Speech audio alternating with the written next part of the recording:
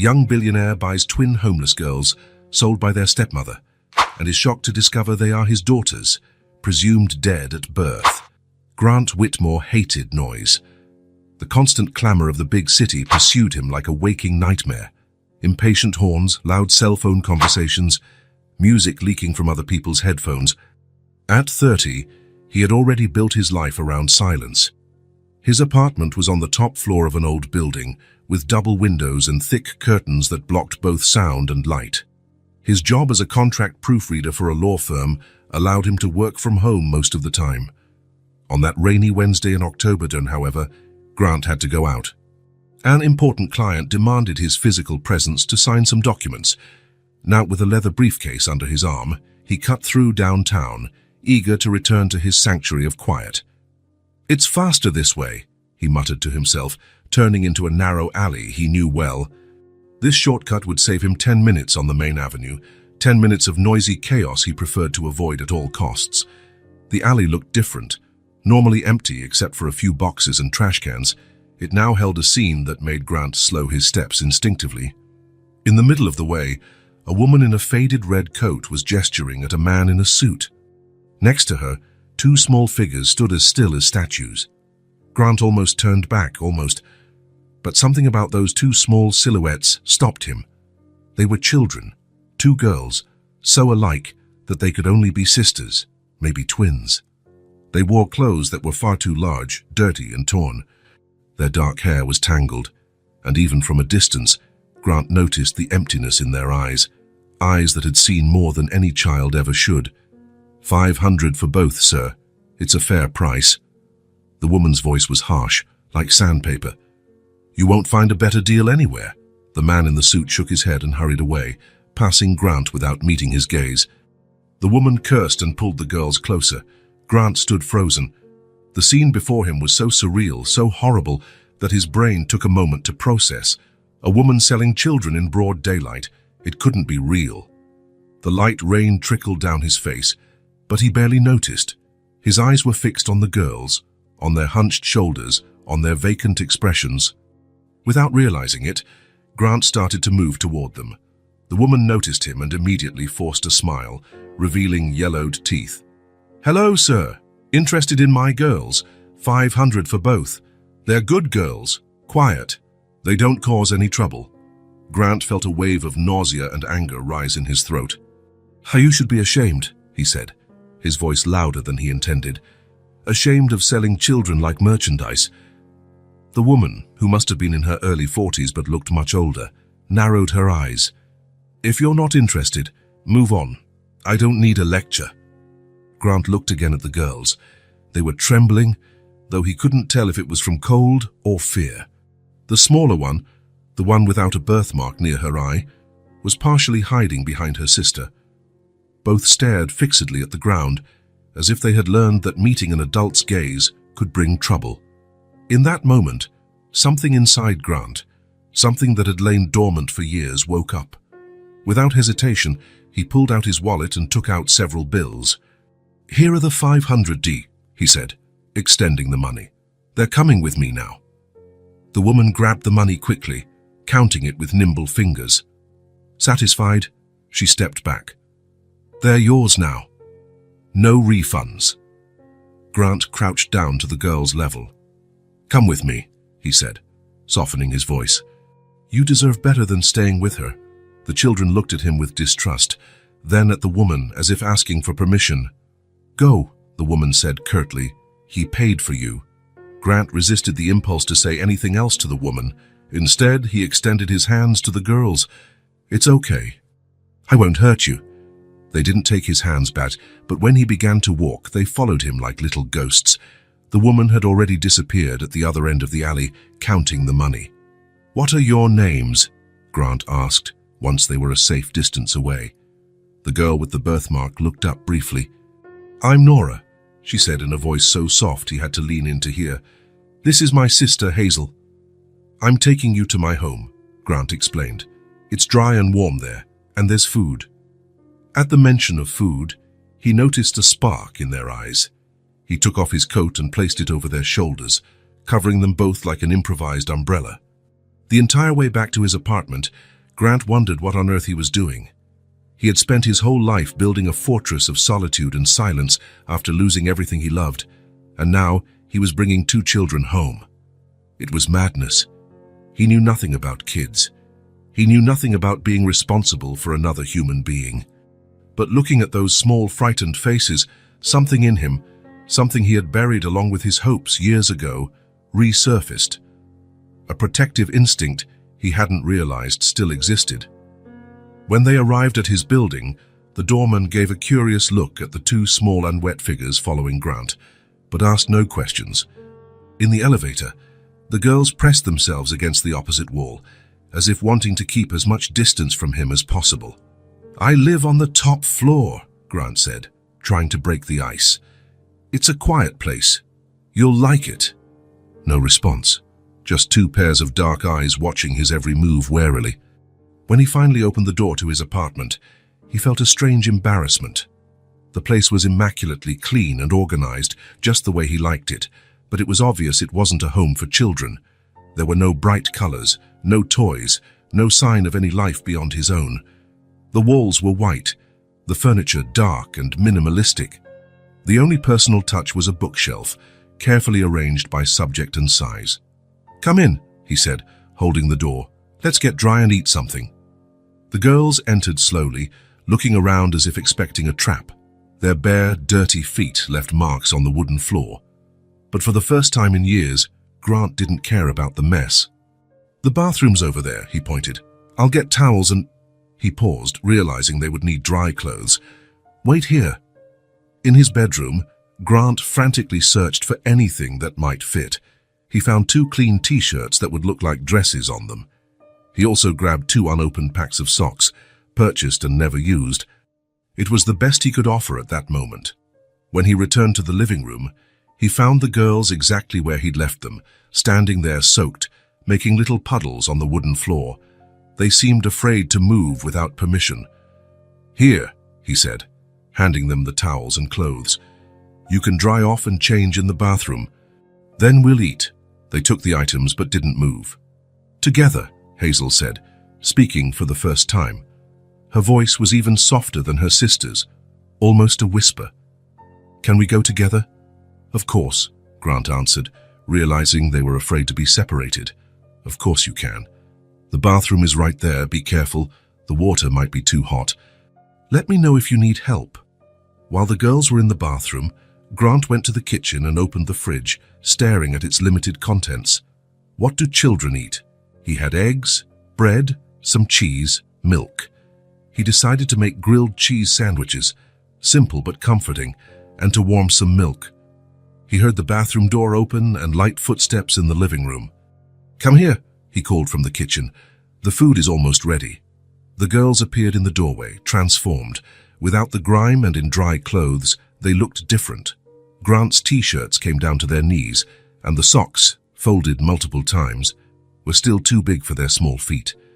They had combed their damp hair long and dark, though it was still tangled in some places. "Sit down," Grant said, gesturing toward the table. "Please." They complied, climbing onto the chairs with some difficulty. Grant noticed how small and thin they were. Nora, the one who spoke first, seemed to be the older twin by a few minutes, taking on a subtle leadership role that many older twins carry. Grant placed the warm sandwiches on plates, along with cups of warm milk, and sat on the opposite side of the table. "Go ahead and eat." He didn't have to repeat himself. The girls devoured the food as though they hadn't seen a decent meal in days or weeks. They ate so fast they nearly choked, as if afraid someone might take the sandwiches away at any moment. "There's more," Grant said gently.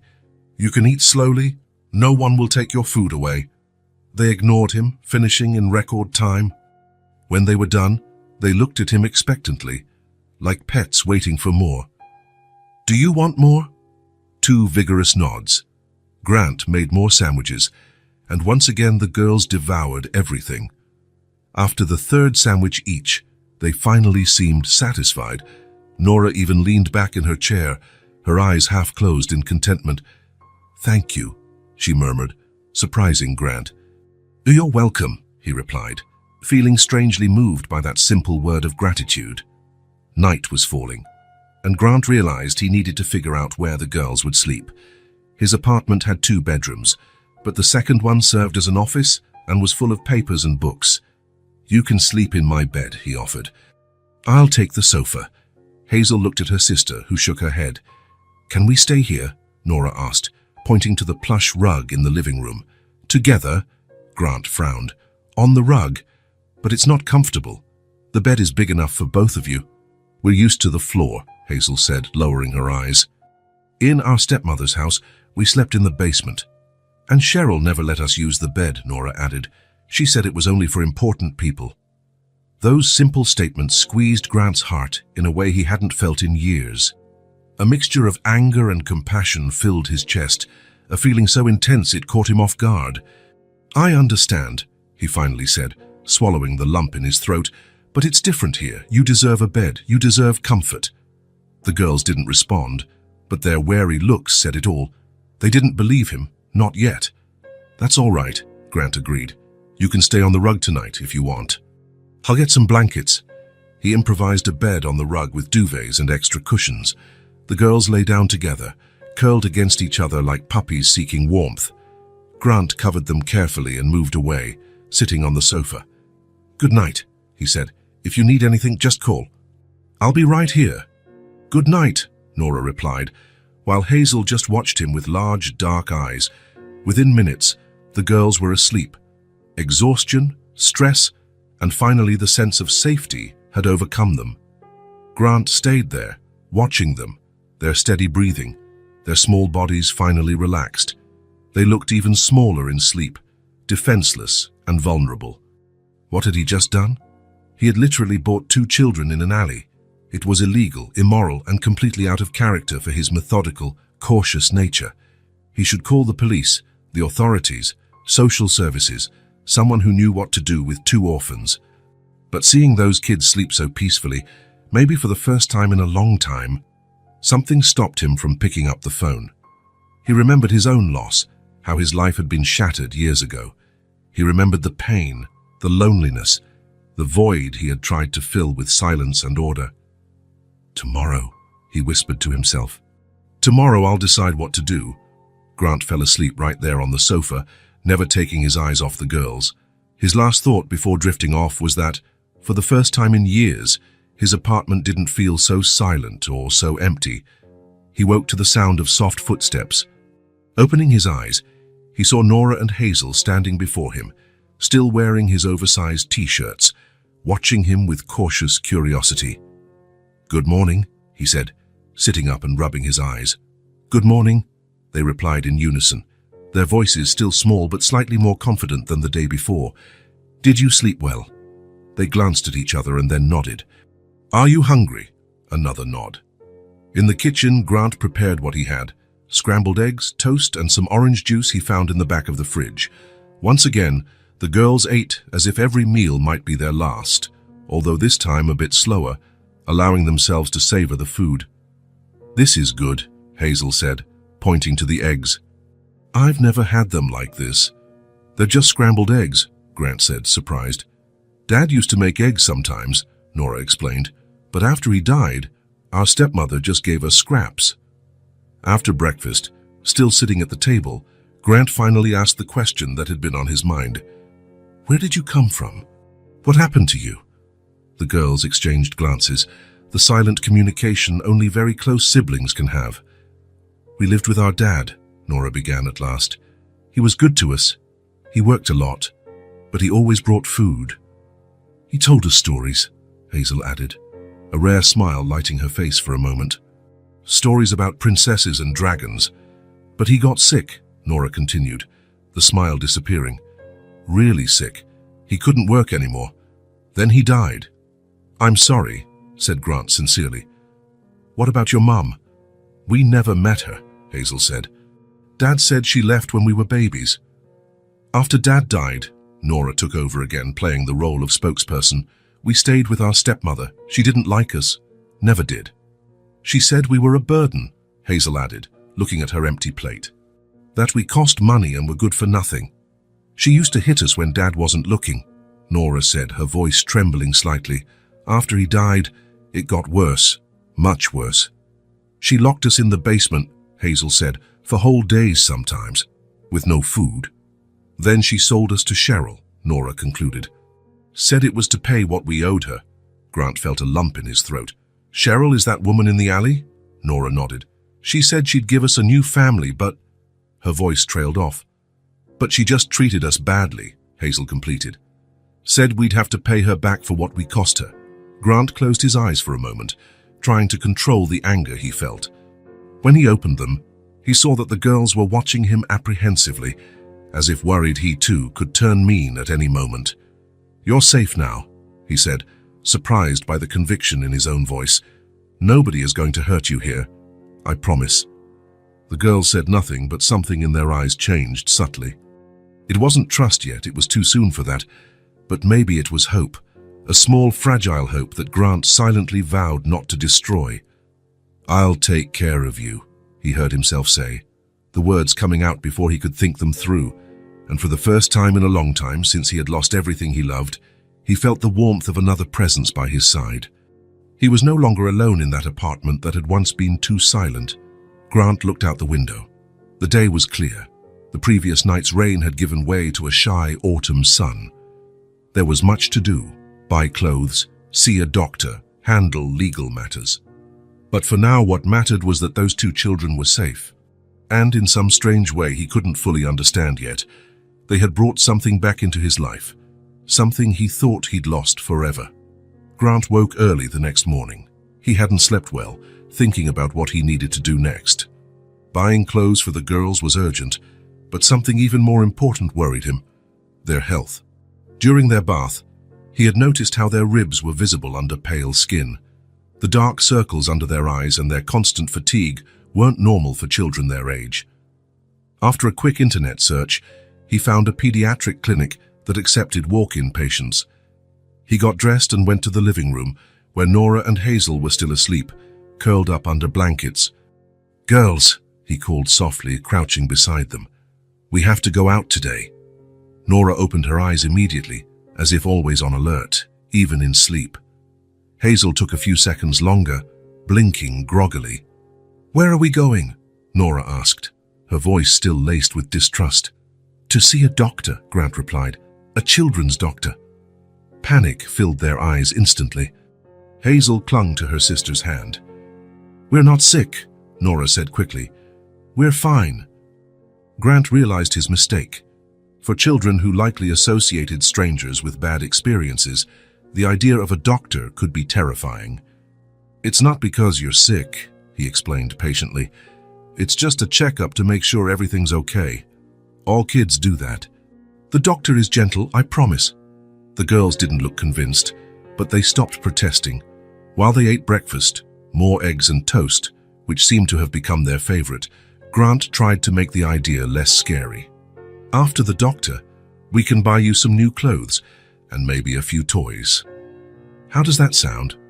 That got their attention. Hazel even managed a small smile. "Toys like the ones in stores?" she asked. "Exactly like the ones in stores," Grant confirmed. After breakfast, he used his credit card to call a cab. He still didn't want to expose them to public transportation, and headed to the clinic. In the car, the girls sat pressed together, watching out the window with barely disguised fascination. Grant realized they probably didn't ride in cars often. The pediatric clinic was a low, colorful building with pictures of animals on the walls. At reception, a middle-aged woman smiled at them as they entered. "Good morning. How can I help you?" Grant hesitated. How could he explain the situation without raising suspicions? No documents, no medical history, no verified relationship with the girls. He took a deep breath. "Good morning. I need these girls to be examined by a pediatrician. It's complicated. They're temporarily under my care, and I need a health assessment." The receptionist looked at the girls in their makeshift dresses, Grant's oversized t-shirts, and still tangled hair, her gaze softening. "I see. I'll need some basic information, but we can handle that. Dr. Miller is on duty today, and he's great with kids." "What are their names?" "Nora and Hazel," Grant answered. "Nora and Hazel." His mind worked quickly. Giving his last name was premature, but he needed something. Sullivan, Nora and Hazel Sullivan. While the receptionist filled out the forms, Grant knelt to speak quietly with the girls. Don't be scared. The doctor just wants to see if you're growing well. Like a checkup, you know. Nora nodded seriously, while Hazel half hid behind her sister. 20 minutes later, they were called into the exam room. Dr. Miller was a man in his 50s with graying hair and round glasses. His kind smile seemed genuine. "Hello, Nora and Hazel," he greeted, lowering himself to their eye level. "I'm Dr. Miller. I'm very happy to meet you." The girls didn't answer, but they didn't recoil when he invited them to sit on the colorful chairs in the corner of the room. Grant stood, watching closely. "Do you know what a pediatrician does?" the doctor asked, holding up his stethoscope. When they shook their heads, he continued, "I'm a special kind of doctor who only takes care of kids. I help you grow strong and healthy. May I listen to your hearts? It's like a game." To Grant's surprise, the girls let the doctor examine them without protest. Dr. Miller was patient and gentle, explaining each step before touching them, asking permission with a respect that clearly surprised them.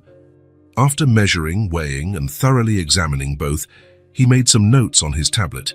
Then he turned to Grant. "Mr. Whitmore, may I speak with you for a minute? Girls, you can wait over there. We have some games and books on that table." The girls looked at Grant, who nodded encouragingly. Reluctantly, they went to the indicated table, but kept their eyes on him. Dr. Miller lowered his voice. "Mr. Whitmore, these children show clear signs of chronic malnutrition. Their skin is dry, their weight is well below what's expected for their age, and there are obvious vitamin deficiencies. Blood work will confirm, but I can see it in their eyes, nails, and overall pallor." Grant's heart tightened. "Is it serious?" "It's reversible," the doctor replied, "but it will take time. They're not in immediate danger, but they need consistent care. I also noticed some old bruises, especially on their backs and arms. Some look like they might have been caused by—" He hesitated. "By adult hands." Grant swallowed hard.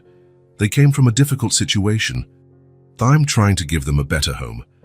The doctor studied him for a moment, then nodded. "I can see that.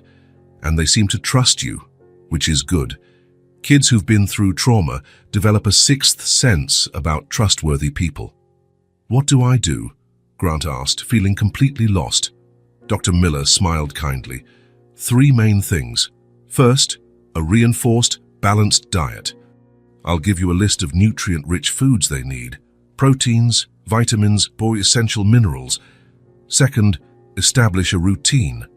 Children who experienced instability desperately need predictability. Set times for waking up, eating, sleeping. This brings them security." Grant nodded, mentally taking notes. "And third, perhaps most importantly, emotional stability. They need to know you won't vanish, that you won't reject them, that you won't hurt them, that the home you provide is permanent." "It is permanent," Grant said, surprising himself with the certainty in his voice. The doctor smiled. "In that case, we're off to a good start. I'll prescribe some vitamin supplements to speed their recovery and schedule a return in a month." While Dr. Miller wrote out the prescriptions, Grant looked at the girls. They pretended to look at a picture book, but their eyes flicked to him constantly, as if afraid he might disappear any second. "One last thing," the doctor said, handing over the papers. "You mentioned they're temporarily under your care. Is there any legal process underway?" Grant hesitated. "Not yet. I found them yesterday." The doctor raised his eyebrows, but kept a neutral expression. "I understand. Well, I suggest you regularize this situation as soon as possible, for their sake and yours. I know an excellent social worker who can help with that, without asking too many questions." Grant took the doctor's card gratefully. "Thank you, Dr. Miller, really. That's what we're here for," he replied with a smile. Then he turned to the girls. "Nora, Hazel, we're done for today. We're done for. You were very brave patients."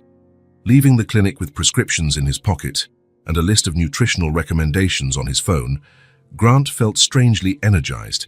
He had a purpose now, something missing in his life for years.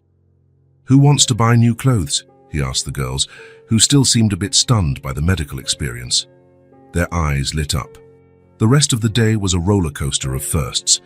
For Grant, his first time buying children's clothing, trying to guess sizes and preferences. For the girls, the first time choosing their own clothes, trying on shoes that weren't hand-me-downs or leftovers. "Can I really pick anyone?" Hazel asked, looking in wonder at a row of colorful dresses. "Anyone you like," Grant confirmed. They chose reverently. Nora preferred darker shades and practical items. Hazel was drawn to bright colors and sparkly details. Grant let them pick whatever they wanted, adding essentials himself: underwear, pajamas, coats. In the toy section, the same awe struck them.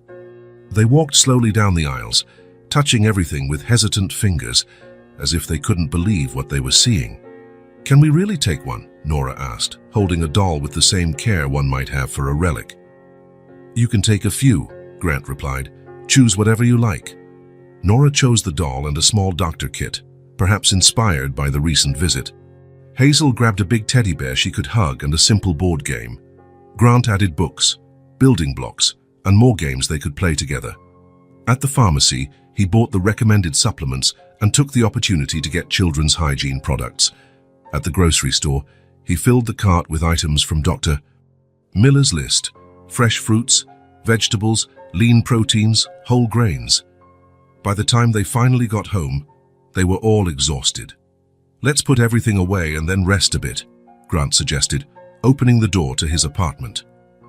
The girls stepped in carrying their lighter bags, refusing to let go of their new treasures.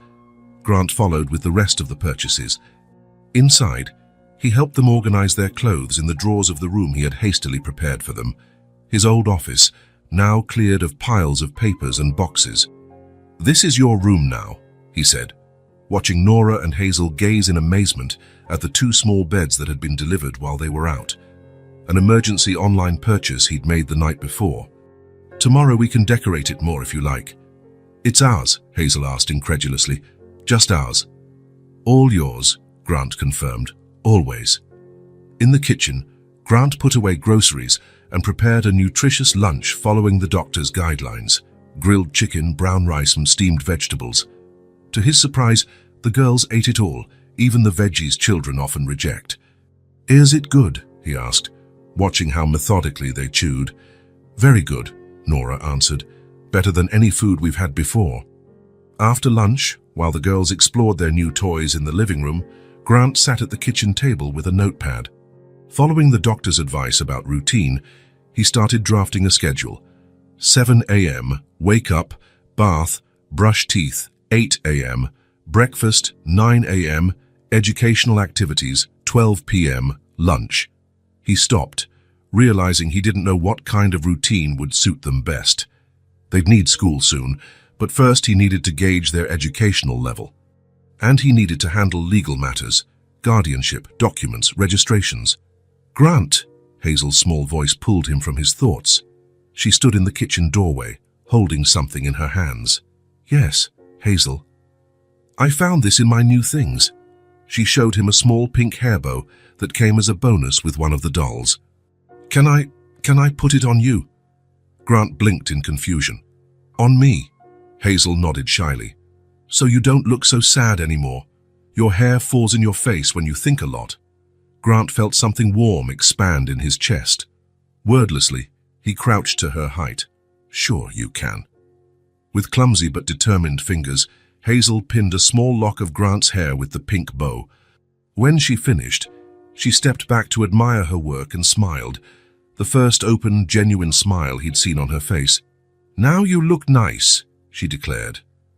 Nora appeared behind her sister, holding her new teddy bear. Seeing Grant with the bow, she let out a surprised giggle. "You look like a dad now," she said with a sincerity that pierced Grant's heart like an arrow. A dad.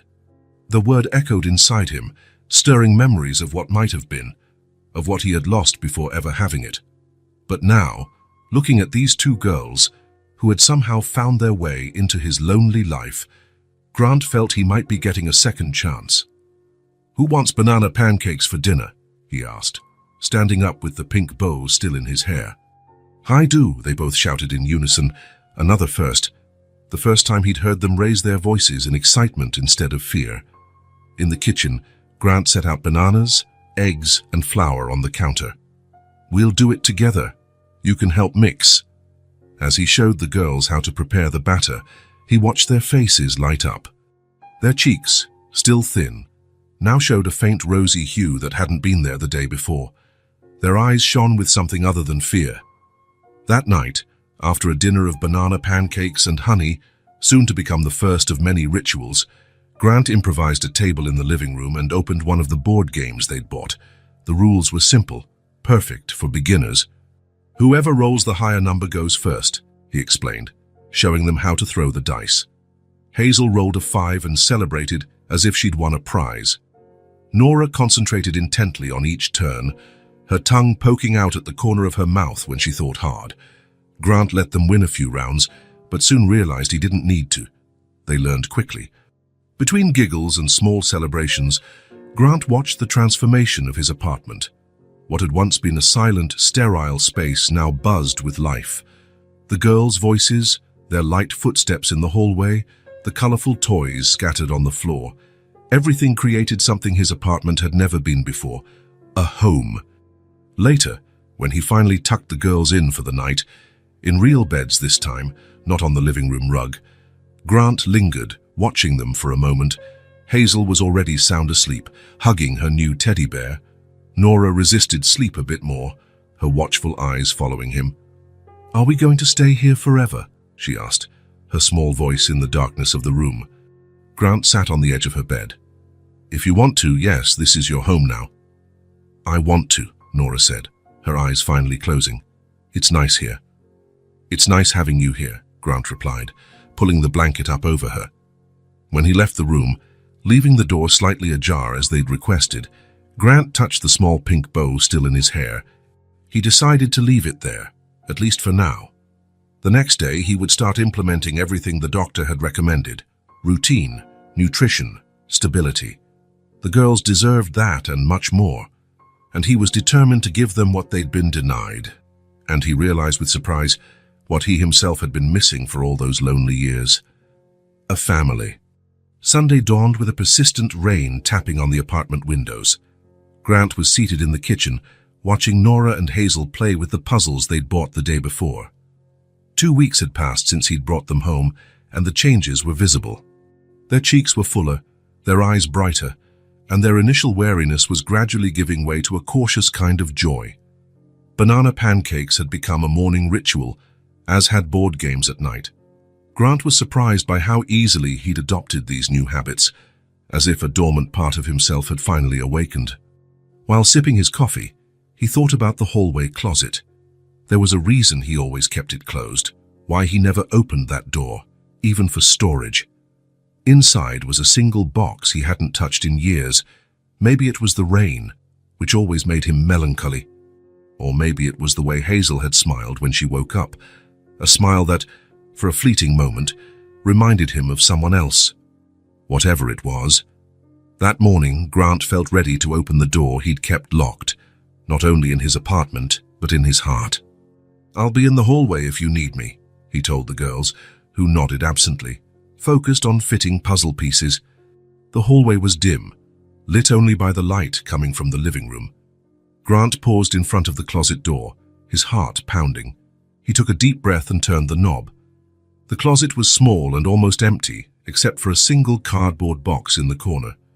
It was dusty, showing how long it had been since he last touched it. Carefully, Grant lifted it and carried it to his bedroom, closing the door behind him. He sat on the bed, the box on his lap. His hands trembled slightly as he removed the lid. The smell of old things, paper, stored fabric, memories, hit him in a wave. On top of the pile lay a large envelope. Grant opened it and pulled out photographs, spreading them across the bedspread. Monroe smiled in all of them, eyes shining, one hand always on her round belly. In one photo, she wore a floral dress and stood under a tree in the park. In another, they were together, Grant's arm around her, both gazing at the bump that held their daughters. "Monroe," he whispered, running his fingers over the image of his wife's face. She had entered his life like a hurricane, full of life, plans, and dreams. Within a year, they were married. In less than 2, she was pregnant. Twins, they discovered at the first ultrasound, Monroe had cried tears of joy. Grant picked up the black and white ultrasound images. They were dated 3, 4, 6 months. In the last ones, you could clearly see 2 tiny profiles, 2 little heads, 4 tiny hands. "Our daughters," he murmured, feeling his throat tighten. Under the ultrasounds, he found the small notebook in which Monroe had recorded everything about the pregnancy. Her words were always optimistic, even on days of nausea and discomfort. There were name lists, plans for the baby's room, dreams for the future. And at the bottom of the box lay the most painful items to look at: 2 tiny hospital ID bracelets, never used. Grant held them, feeling their negligible weight, yet feeling crushed by it. Memories of that day, that terrible day, rushed back with full force. Monroe going into premature labor, the fear in her eyes as they wheeled her into the emergency room. Grant, expelled from the room by doctors when things went wrong. Hours of agonizing waiting in the cold hospital corridor. Then his mother, Diana, her face pale, her voice contained, telling him that Monroe hadn't survived the hemorrhage and that the babies, too fragile, hadn't made it either. All in a matter of hours, his entire family gone before he could say goodbye. Grant hadn't even seen the bodies. Diana had arranged everything: the funeral, the paperwork, the death certificates. At the time, Grant was grateful, unable to function through the paralyzing grief. Later, when the fog of mourning began to lift, he realized he had no tangible memories to hold on to, except for the items in this box. A tear fell onto the photo in his hand. Grant hadn't realized he was crying. He wiped his face, breathing shakily. 5 years had passed, but the pain felt raw, as if it had happened yesterday. On the other side of the door, he heard laughter. Nora and Hazel had probably finished their puzzle.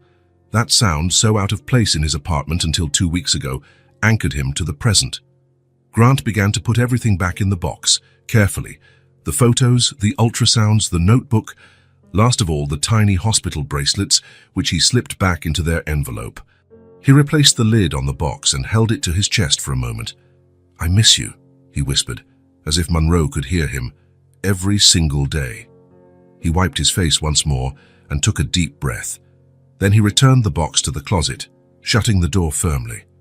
When he turned around, he saw Hazel standing at the end of the hallway, watching him curiously. "We finished the puzzle," she said, smiling timidly. "Do you want to see?" Grant forced a smile, though he was sure his eyes were still red. "Of course I do." As he followed the little girl back to the living room, where Nora proudly displayed the completed puzzle, Grant felt a strange confluence of past and present, the pain for what he'd lost, and the gratitude for what he had unexpectedly found. "Look, Grant," Nora exclaimed, pointing to the bright castle picture. "We did it all by ourselves." "It's beautiful," he said, genuinely impressed. "You're very smart." He sat on the floor with them, letting the girl's presence chase away the shadows the box of memories had brought forth.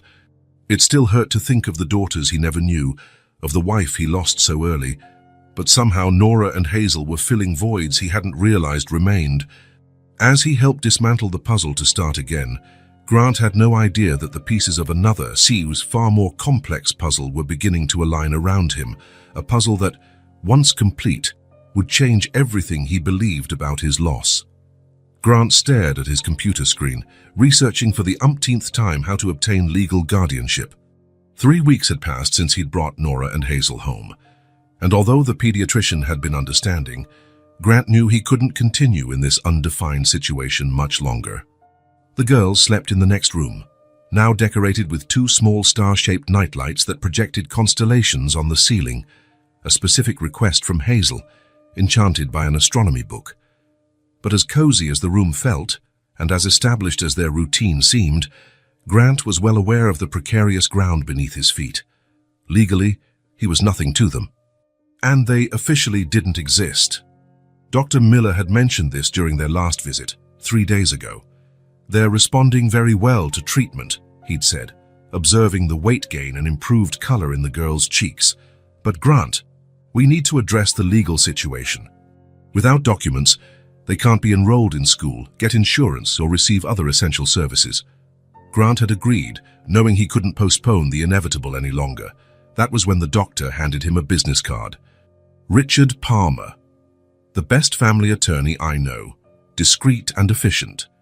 Tell him I referred you. Now, late at night in his dimly lit kitchen, Grant looked at the card. He took a deep breath, realizing he couldn't wait any longer. He would call the lawyer in the morning. When dawn broke, the girls came running into the kitchen as usual, lured by the smell of banana pancakes.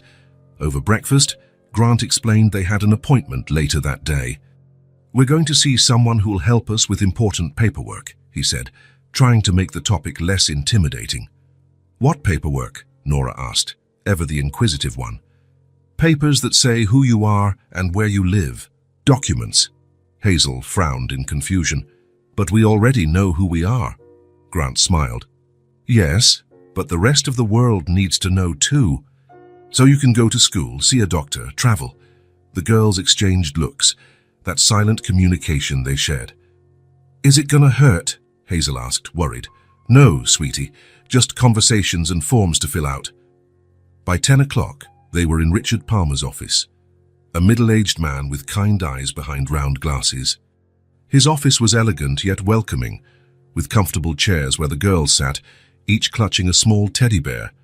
Grant had called earlier, briefly explaining the situation. The lawyer showed no surprise or judgment, only professional pragmatism.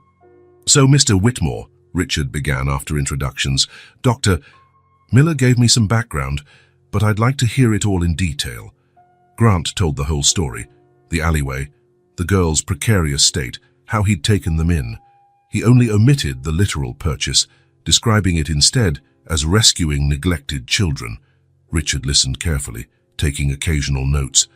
When Grant finished, the lawyer adjusted his glasses and sighed.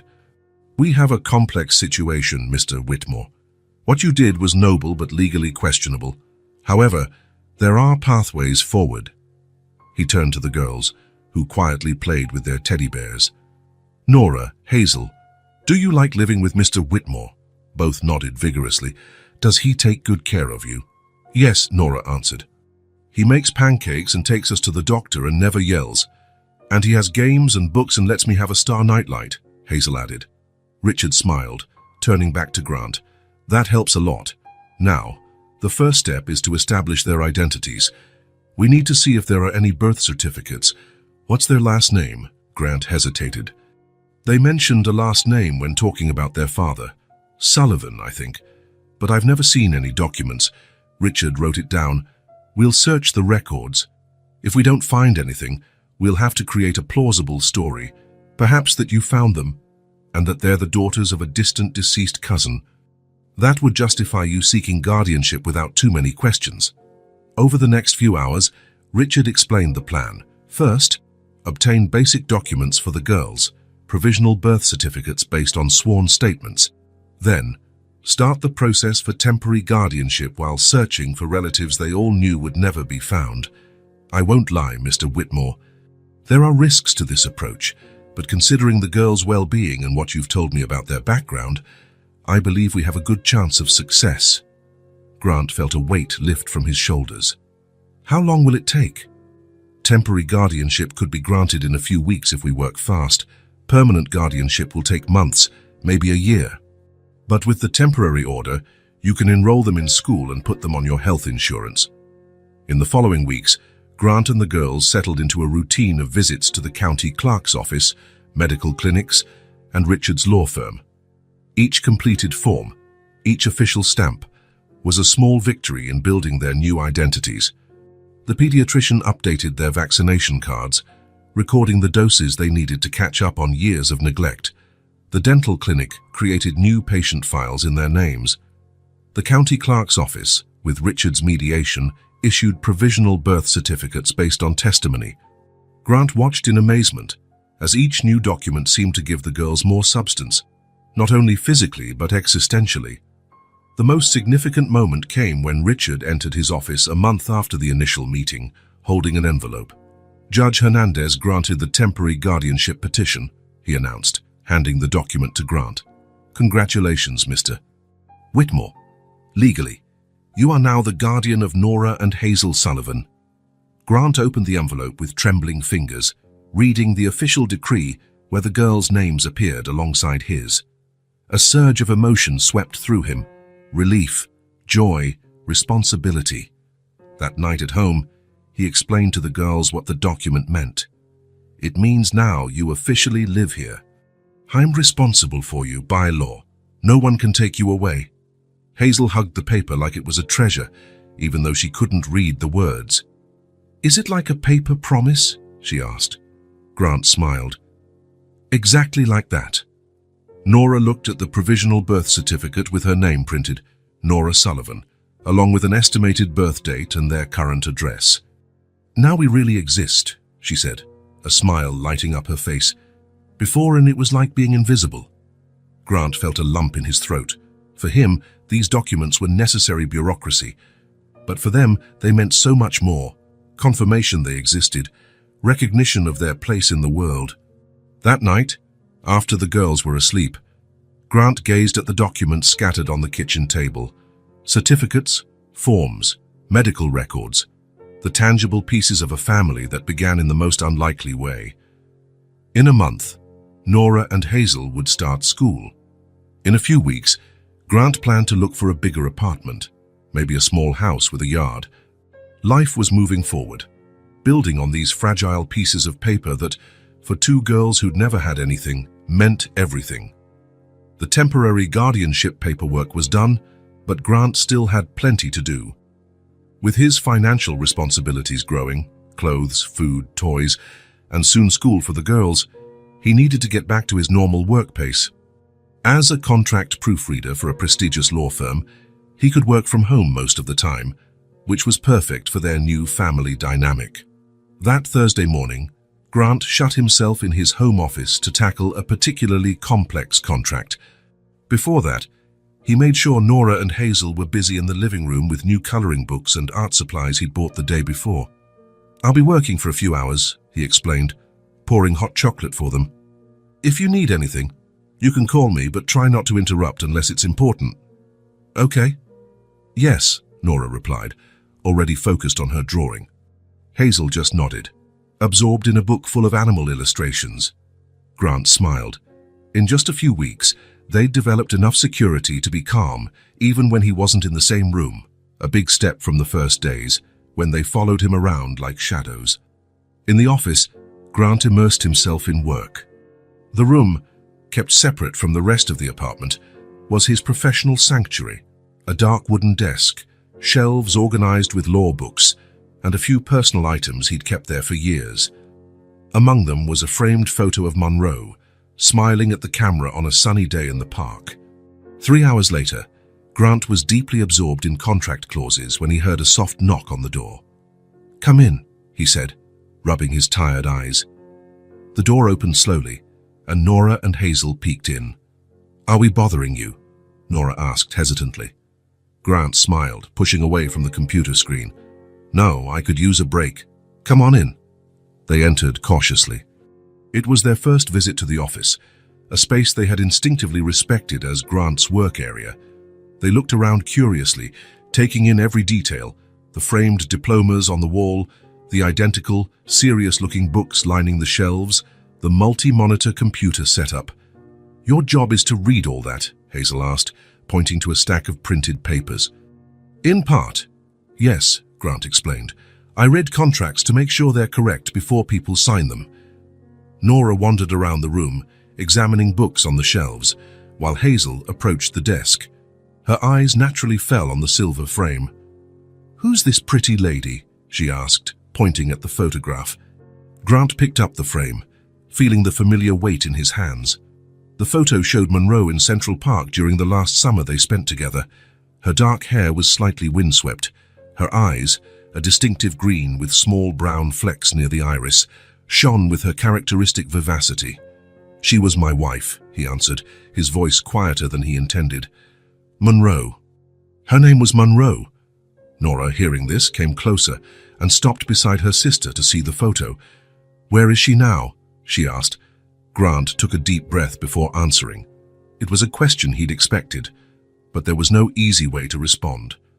She passed away, he said simply, almost 5 years ago. Like our dad, Hazel observed with childlike bluntness.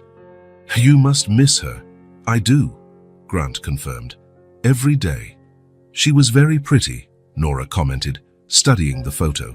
She looks happy there. She was, Grant said, a small smile forming at the corner of his lips. It was our anniversary. We had a picnic in the park. At that moment, with both girls leaning over the photo, something strange happened. Grant felt a sort of dislocation, as if time were out of sync. Looking at Nora, at the way her face lit up when she smiled, he noticed something he hadn't seen before. She had Monroe's slightly asymmetrical smile, curving more on the right side. And Hazel, her eyes, as she studied the picture intently, were the exact same shade of green with brown flecks as Monroe's.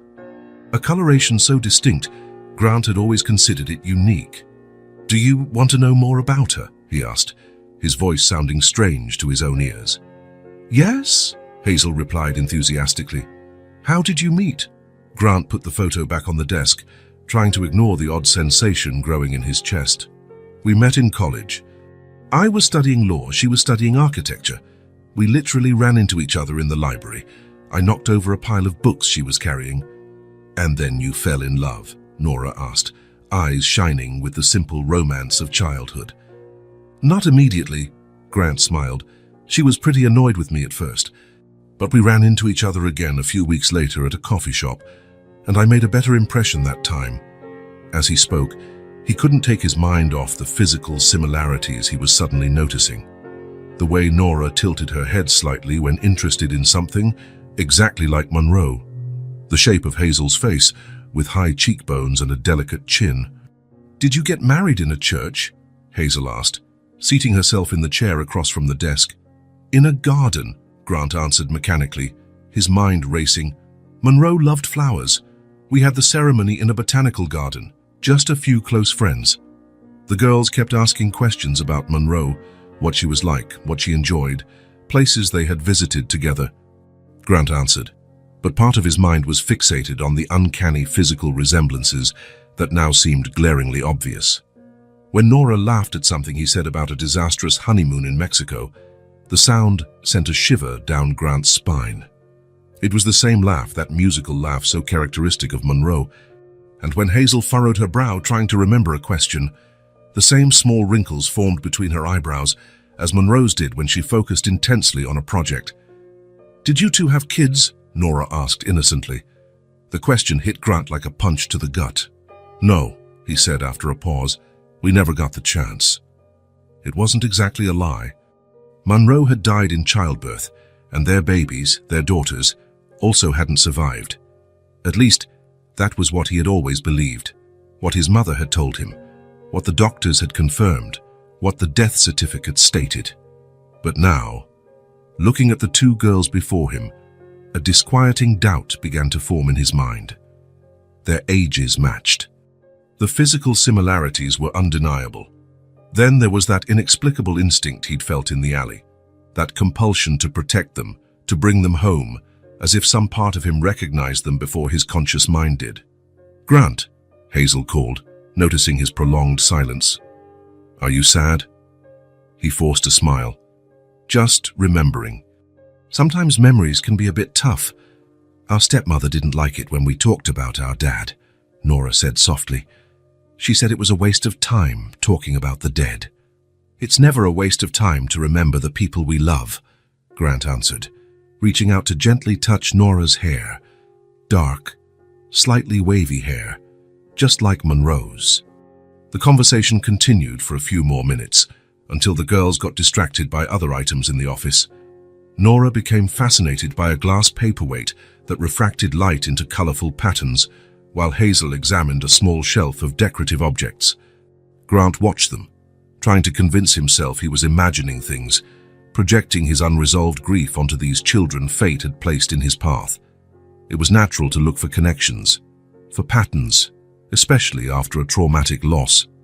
But as he watched them move around the office, the way Nora carried herself, the way Hazel walked, the small unconscious gestures, his sense of familiarity only grew.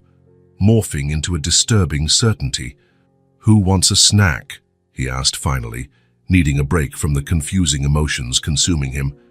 "I do," they answered in unison, running for the door. Following them to the kitchen, Grant shot one last glance at Monroe's photo. He could have sworn her smile looked different now, not just nostalgic, but as if harboring a secret he was beginning to suspect could change everything.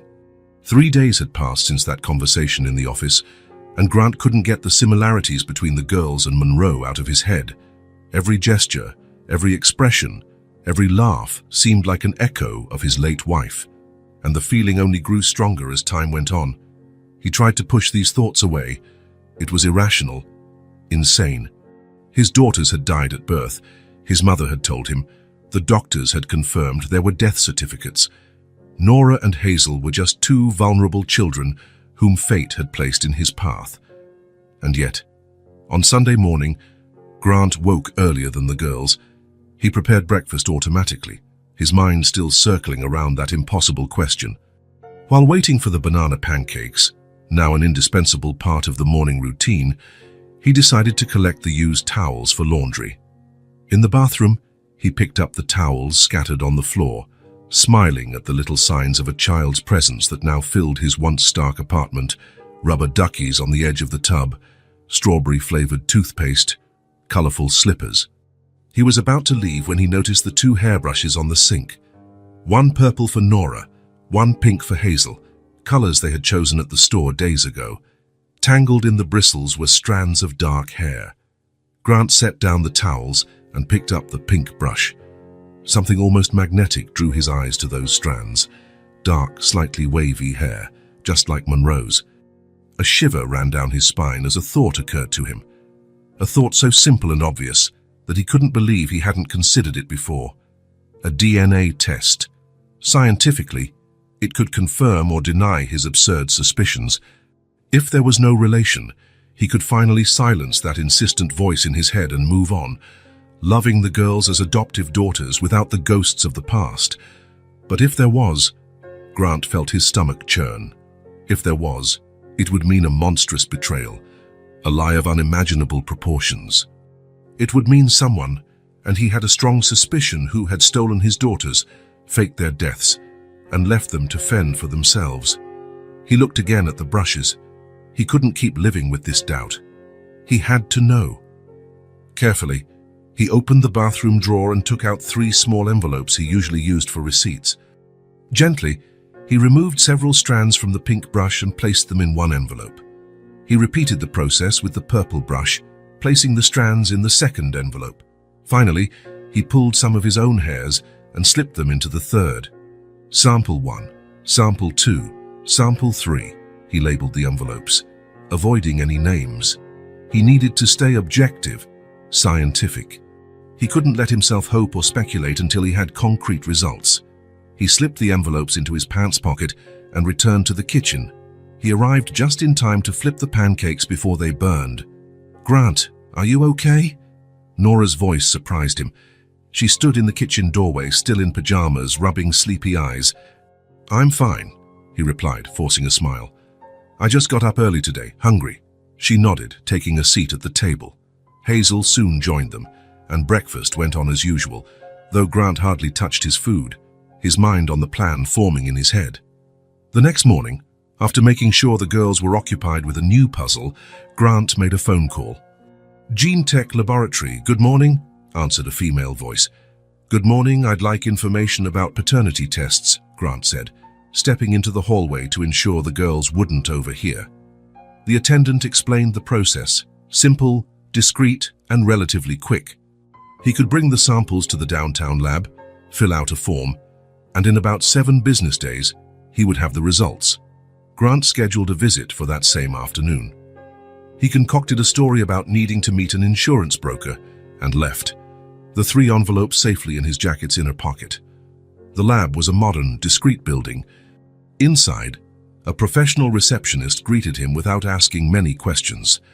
Grant filled out the required forms, using only basic information and avoiding full names.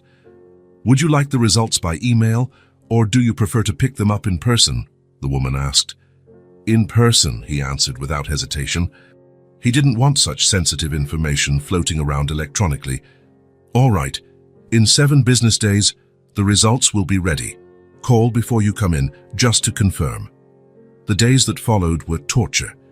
Grant kept up the normal routine with the girls, breakfast with banana pancakes, playtime, bedtime stories at night, but his mind was always elsewhere, counting the hours until the results.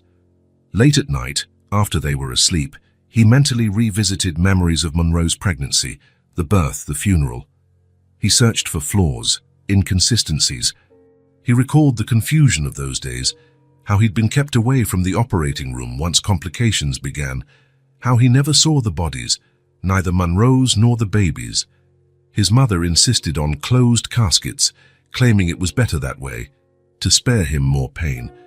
Diana Whitmore had always had problems with Monroe. She never fully accepted her daughter-in-law from humble origins, as she'd say in that typical tone of declining aristocracy, but to orchestrate a deception of that magnitude, separating a father from his daughters. It was monstrous, unthinkable, and yet the pieces were starting to fit. When the 7th day finally arrived, Grant was on the verge of a nervous breakdown. He called the lab that morning, and the receptionist confirmed the results were ready. "I need to go downtown for something," he told Nora and Hazel during lunch. "Will you be all right on your own for an hour? I can leave you with cartoons, books, and a snack." The girls, who had gained considerable confidence after almost 2 months with him, assured him they'd be fine. "We can finish our castle puzzle," Hazel suggested. "And I'll make sure she doesn't eat all the cookies," Nora added solemnly, making Grant smile despite his anxiety. At the lab, the same receptionist handed him a sealed envelope. "Everything is in there, Mr. Whitmore. Would you like to open it here or have some privacy?" "I'll take it with me, thanks," he replied, his voice steadier than he felt. Grant couldn't wait until he got home. He parked near a city park and opened the envelope with shaking hands. Inside were several pages of complex graphs, tables, and scientific terms. Initially, the data confused him. There was a lot of technical information, genetic markers, compatibility percentages. Then his eyes landed on the conclusions, printed in bold at the end. Probability of paternity between sample 3, alleged father, and sample 1, 99.9997%. Probability of paternity between sample 3, alleged father, and sample 2, 99.9997%. The analyses demonstrate a biological paternal link. The world seemed to freeze around Grant. There it was, in black and white, confirmation of the impossible. Nora and Hazel were his daughters, his and Monroe's, the daughters he believed he'd lost at birth. Something shattered inside him. Tears came, intense and unstoppable. Grant slumped over the steering wheel, his body shaking with sobs that seemed to rise from the depths of his soul. It was an emotional storm, shock from the discovery, relief that his daughters were alive, rage at the monstrous lie, guilt for not suspecting sooner, and above all, an overwhelming love expanding in his chest until he thought it might burst. For nearly 5 years, he had lived under the shadow of their loss, mourning daughters who had actually been growing up somewhere else, likely suffering. And then, by some twist of fate, an alleyway, a heartless woman, an impulsive decision, they had found their way back to him. The cruelty and the miracle of the situation struck simultaneously. Who would do such a thing? Who would steal children from their father and toss them into the world to be mistreated? An image of his mother rose in his mind, prompting another wave of conflicting emotions. When his tears finally subsided, Grant looked at the photo on his car's dashboard. Monroe, smiling in her final summer. What would she think of all this? Did she have any idea what had happened? Could she still be alive somewhere? No, Grant thought. Of that he was certain. Monroe really was gone. Her death was the only part of that tragic story that was true. But their daughters were alive. And by some cruel and wonderful miracle, they had found their way home. With still shaking hands, Grant placed the results back in the envelope and tucked it carefully into the inside pocket of his jacket, close to his heart. He wiped his face and took several deep breaths to regain composure. He didn't want the girls, his daughters, to see him so distraught. his eyes red from crying. His daughters. The word now carried new meaning, a different weight. Nora and Hazel weren't just children fate had brought him. They were part of him, part of Monroe, the legacy of the love they had shared. As he drove back home, a new determination grew within him. He needed to uncover the full truth, what had happened during the birth, how his daughters were separated from him, who orchestrated such cruelty, and why. There was only one person who could begin to answer these questions, one person who had been there from the start, who managed everything after Monroe's death, his mother, Diana Whitmore. When he opened the apartment door, he found Nora and Hazel sitting on the living room rug, the castle puzzle nearly complete between them.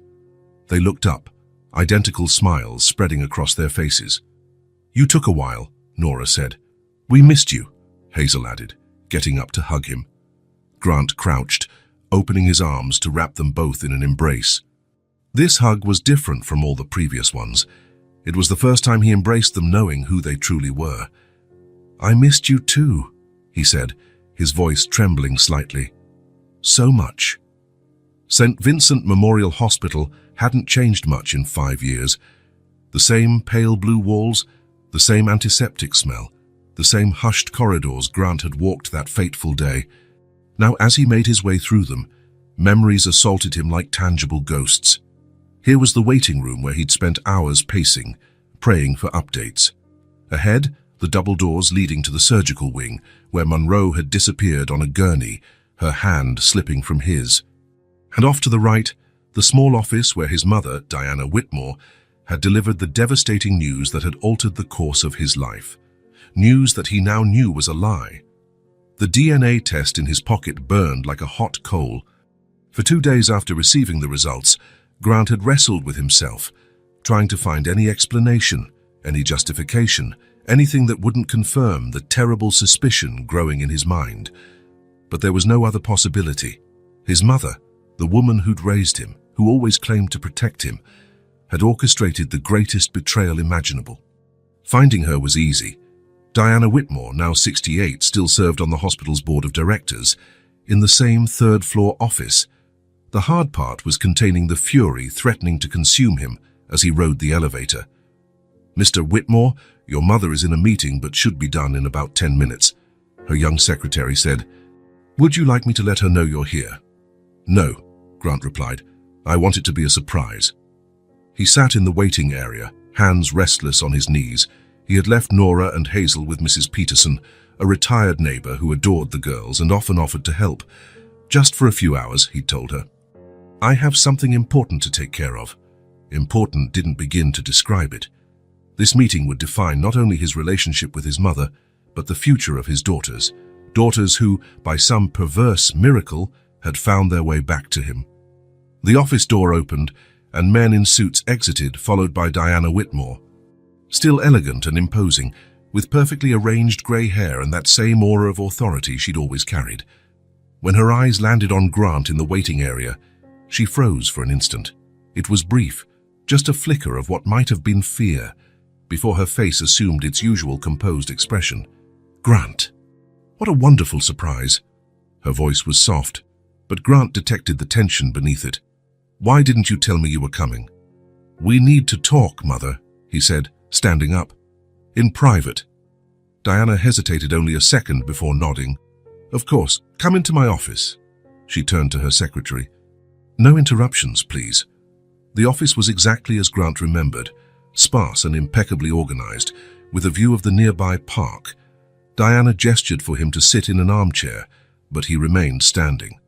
"What's going on, son?" she asked, studying him with the eyes that always seemed to see beyond appearances. Grant withdrew the envelope from his jacket pocket and placed it on the desk. "This, Mother, I've discovered your lies." Diana looked at the envelope, her face blanching. "What are you talking about?" "My daughters didn't die at birth," Grant said, his voice trembling slightly but holding steady. "They're alive. And by some cruel twist, they found their way back to me." The silence that followed was thick, almost palpable. Diana didn't move or speak, only stared at the envelope as if it contained a death sentence. She began, but Grant cut her off. "No more lies." He opened the envelope and placed the DNA test results on the desk. Nora and Hazel, the girls I rescued in an alley 3 months ago, are my biological daughters. Mine and Monroe's. Diana closed her eyes for a moment. When she opened them, a resignation Grant had never seen before showed in them. "How did you find them?" she asked in a whisper. The implicit confirmation in her question hit Grant like a punch. Up to that moment, a small part of him still hoped, prayed for another explanation. "So it's true," he said, almost voiceless. "You really did this. You stole my daughters from me." Diana straightened, reclaiming some of her usual posture. "I did what I thought was best for you, for the family." "Best?" The word burst from Grant like a roar, and he had to fight not to shout. "How could lying about the death of my daughters be best for anyone? You don't understand." Diana walked to the window. Monroe wasn't suitable. I always knew that from the start. She had no education, no resources, no refinement.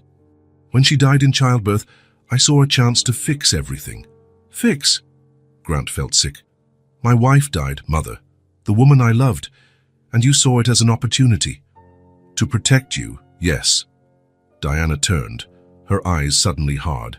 You think you'd have been able to raise 2 newborns alone? It would have destroyed your career, your life. And for what? To raise 2 children with her blood. The contempt in her voice at the mention of Monroe made something snap inside Grant. So you took control of the birth, faked the death certificates, announced my daughters had died, all without telling me. I had connections. I could do it discreetly. I arranged for a couple to adopt them, a good couple in Boston and with resources, education. But they didn't end up in Boston, did they? Grant advanced, his voice low and dangerous. Where did they go, Mother? Because I found them being sold in an alley after years of abuse by a stepmother. Diana turned pale. That wasn't supposed to happen. The couple promised... What? Promised never to tell me. Promised to keep my daughters away from me forever. It was to protect the Whitmore legacy, Grant. Diana tried to regain some dignity. You don't understand what it means to carry the Whitmore name. Generations of respectability, connections. Monroe was already a mistake, but the children, I couldn't allow it. Grant felt the air leave the room. The full extent of his mother's betrayal finally lay bare. It wasn't just about him or even Monroe. It was about prejudice, arrogance, control.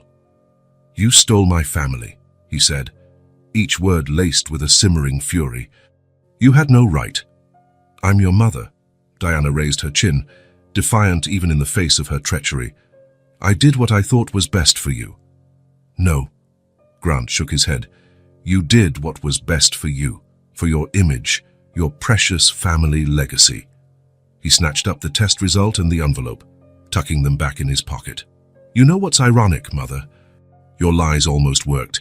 You almost kept us apart forever. But then, by some miracle I don't deserve, had my daughters found their way back to me. Diana took a step toward him, extending a hand. Grant, we can fix this. I can help with the girls, ensure they have everything they need. We can be a family again. Grant's bitter laugh made her recoil. A family? You destroyed any chance of that the moment you decided your granddaughters weren't worthy of the Whitmore name.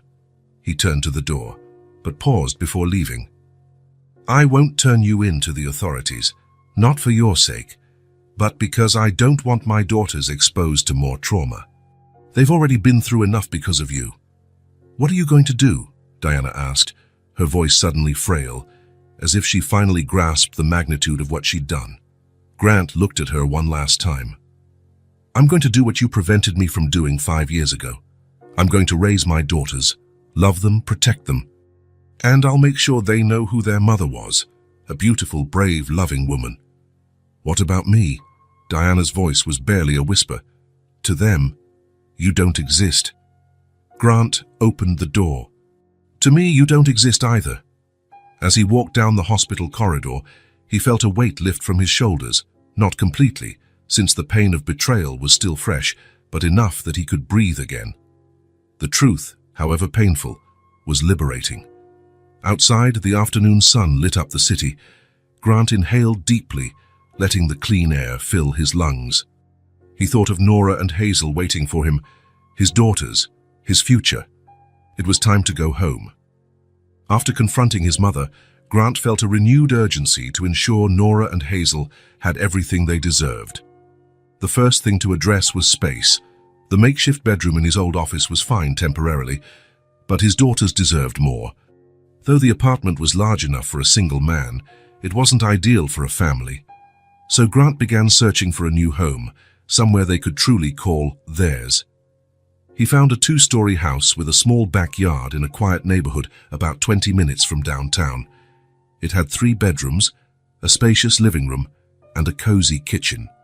The price was higher than he'd initially planned, but Grant didn't hesitate. He wanted to give the girls the best he could. When he showed photos of the house to Nora and Hazel, they were enchanted. "Is this a real house?" Hazel asked, her eyes wide at the photo of a leafy yard. "It's our real house," Grant confirmed. "If you like it, of course.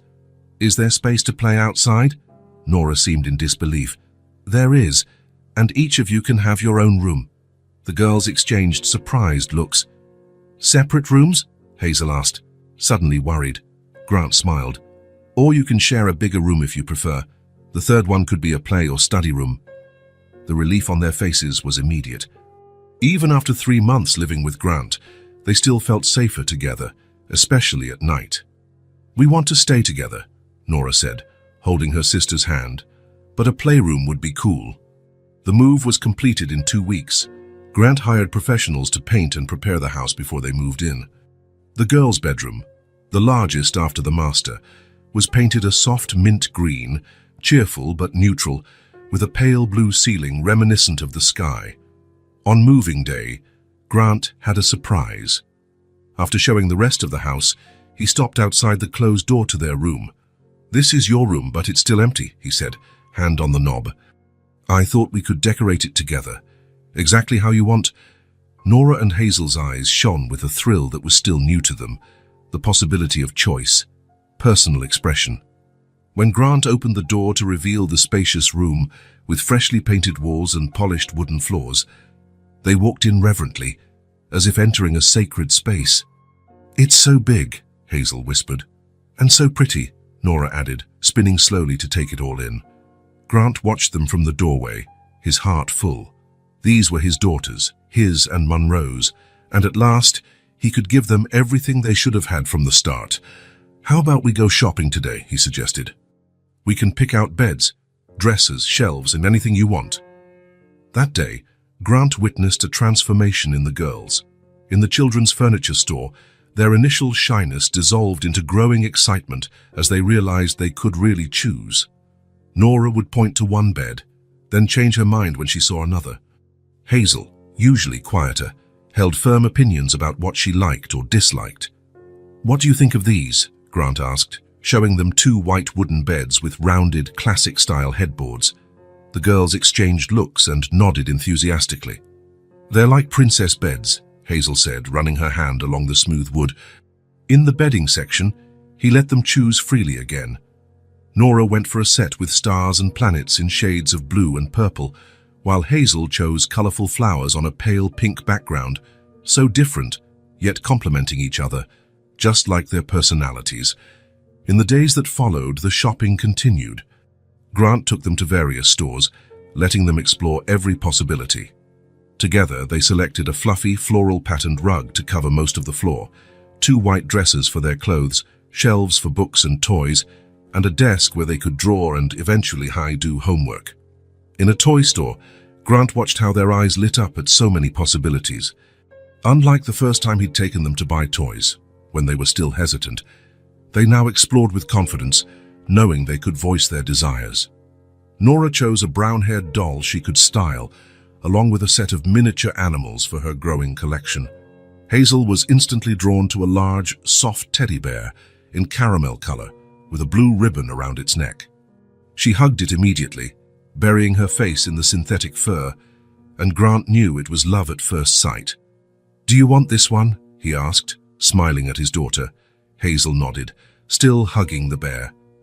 "Can I call him Caramel?" "That's a great name," Grant replied. In the lighting section of another store, They found small star-shaped string lights to hang on the windows, creating a magical effect at night. The girls were delighted, and Grant bought several boxes. Within a week, the bedroom began to take shape. Grant assembled the furniture while the girls helped however they could, holding screws or pretending to read instructions they couldn't fully understand yet, which Grant found adorable. Together, they arranged the clothes in dressers, organized the toys on shelves, and hung the string lights around the windows and beds. When everything was finally done, Grant stopped in the doorway, admiring the result.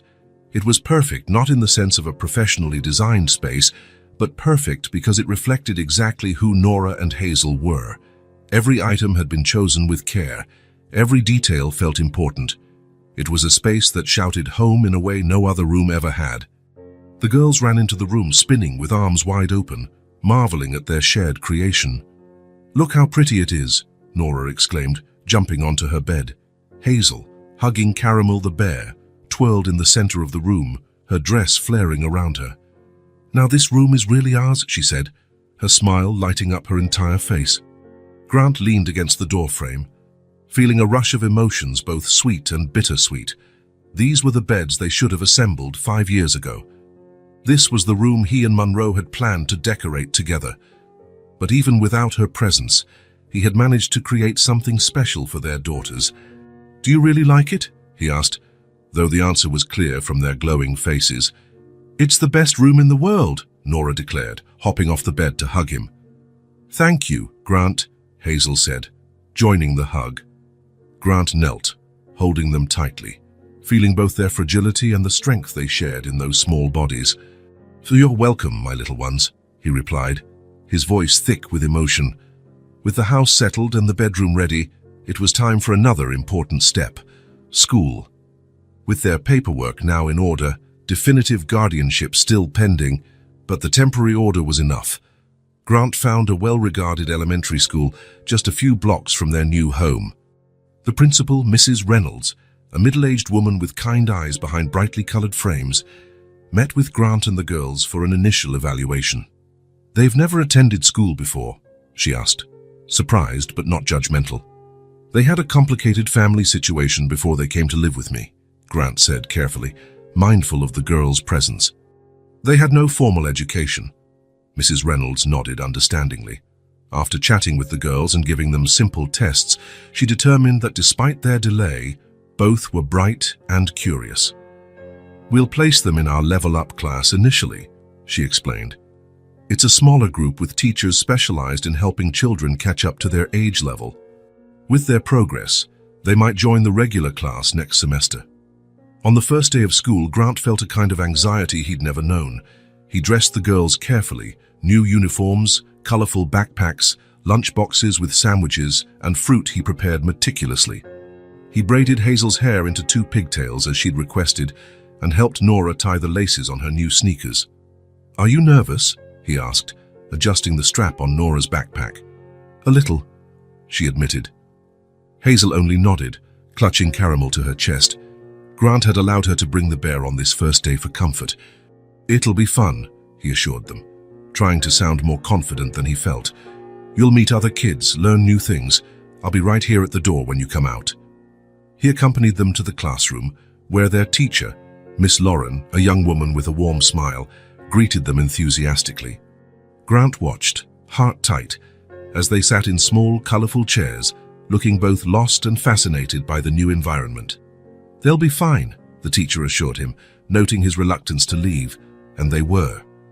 In the following weeks, Nora and Hazel thrived at school. They began recognizing letters, counting to 20, singing children's songs they repeated endlessly at home. They made friends, shyly at first, then with growing confidence. Grant received regular updates from Miss Lauren, all highlighting their remarkable progress. "They have an admirable thirst for learning, the teacher said during a meeting. "They soak everything up like sponges." Grant's favorite moment, however, was dismissal time. He'd wait at the school gate with the other parents, watching the main door anxiously. Then, like magic, they'd appear, Nora usually in front, then Hazel holding her sister's hand. Their eyes would scan the group of adults until they found Grant. What happened next never failed to move him. Their faces lit up with brilliant smiles, and they ran toward him, backpacks bouncing, small feet slapping the pavement until they threw themselves into his open arms. No words were needed, just a tight hug, the warmth of their small bodies against his, the smell of pencils and glue, and the innocence they somehow still possessed. It was a gesture that said more than any thank you could, a gesture of gratitude, trust, and love in its purest form. On the way home, they chatted non-stop about their day, what they learned, new friends, the small dramas of the playground.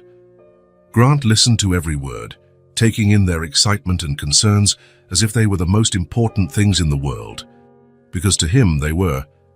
At night, after dinner and bath time, their established routine continued with bedtime stories in the room they had decorated together. The starry lights glowed softly, creating a magical ambiance as Grant read fairy tales, adventures, and mysteries. Nora usually fell asleep first, curled under her star-patterned comforter. Hazel held out a bit longer, hugging Caramel, as if savoring every moment she could in that safe space. "Grant," she called one night, just as he was getting up to leave. "Yes, sweetie." "I really like our room." He smiled, tucking the blanket around her. "I do too, you girls made great choices." "And I like our house." "And school," she hesitated, her eyes shining in the dim light. "And you." Grant felt his heart swell in his chest. "I like you too, Hazel, more than I can ever explain." She smiled sleepily, her eyes drifting closed. "Good night. Good night, little one," he whispered, leaning in to kiss her forehead. Leaving the door slightly ajar, as they preferred, Grant paused in the hallway to glance back at his daughters, sound asleep. The room they had created was more than a physical space. It was a symbol of the home they were building together, the family they were becoming, and the future they would share.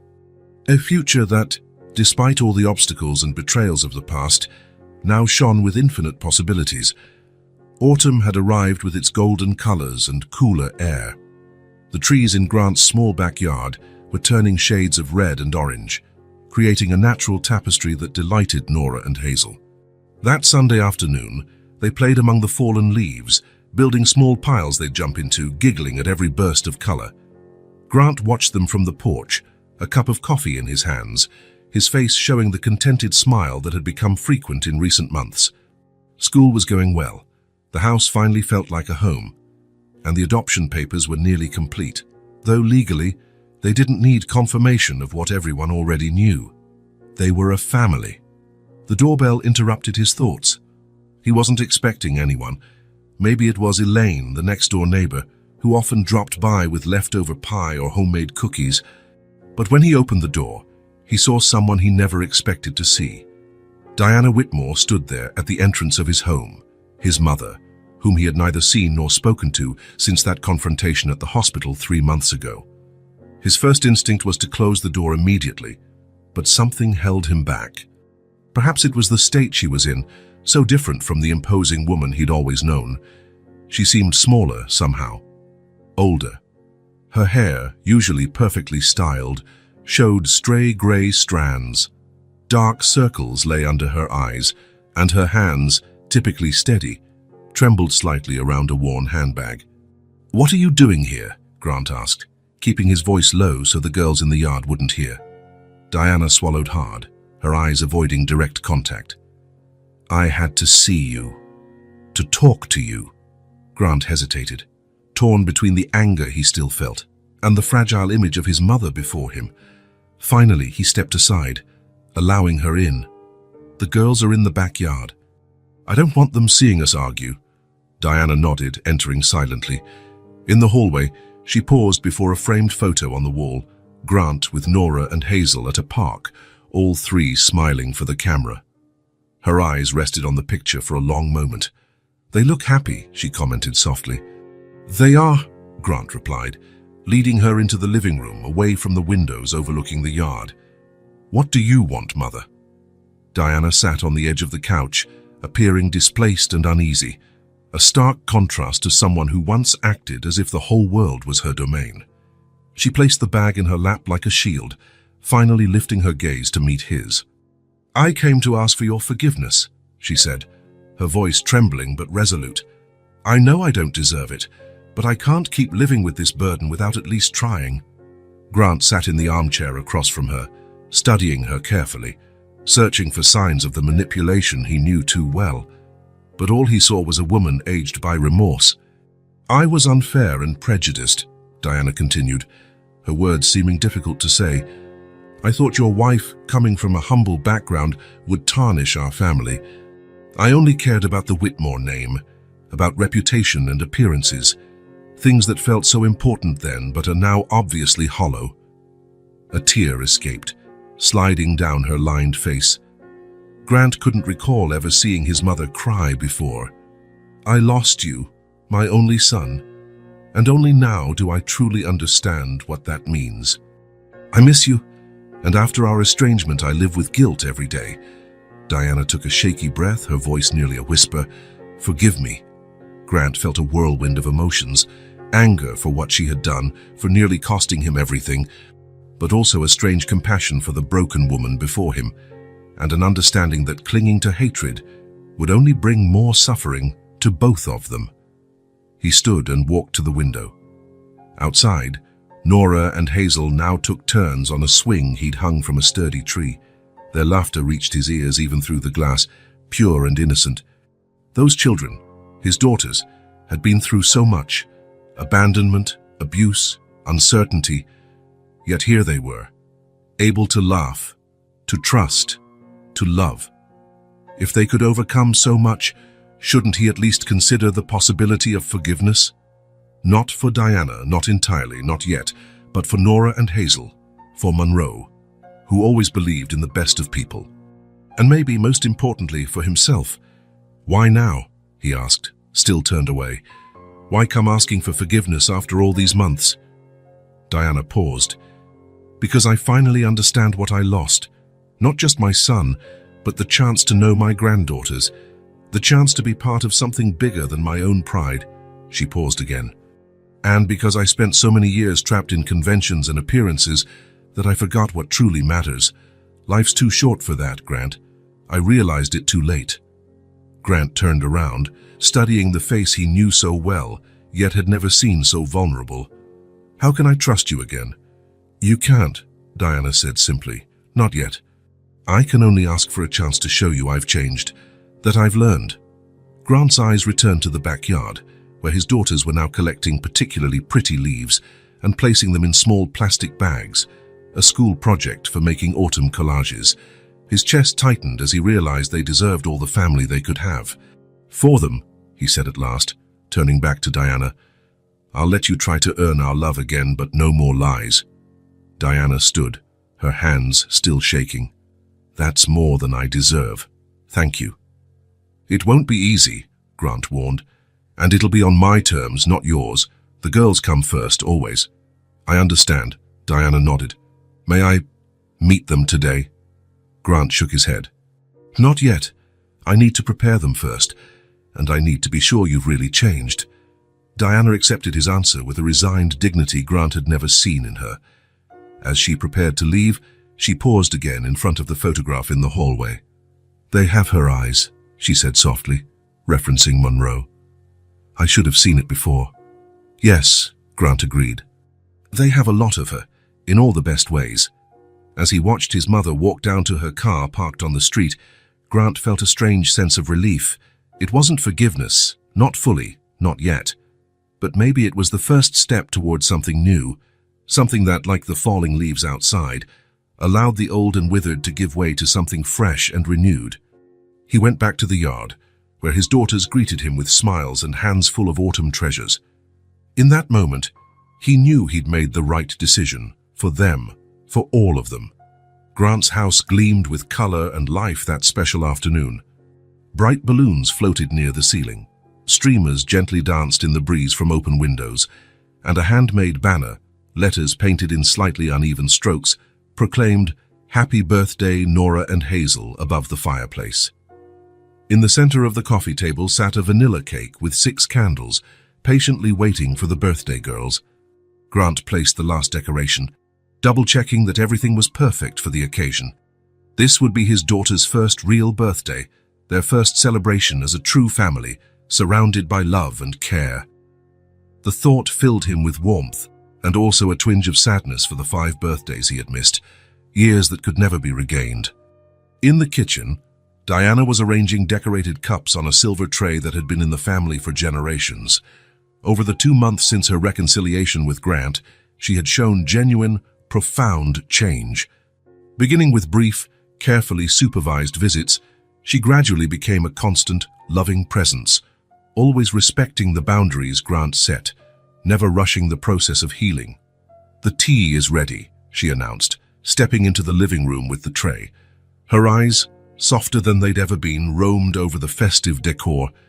"Everything looks absolutely lovely, Grant." "I hope they like it," he replied, adjusting a stack of brightly wrapped presents with elaborate ribbons. Among the packages was one special gift, still hidden, a newly arrived court document, elegantly framed, formalizing the girls' adoption. Although they were his biological daughters, Grant had pursued the legal process to secure his parental rights beyond question. The sound of light footsteps on the stairs drew both of their gazes upward, anticipation in their eyes. Elaine, the neighbor who had become the family's close friend, had helped dress the girls for the surprise, keeping them entertained upstairs while final preparations were made. "Here they come," Diana whispered, nervously adjusting her pearl necklace and smoothing an imaginary wrinkle in her pale blue dress. When Nora and Hazel finally entered the room, a joyful chorus of surprise greeted them.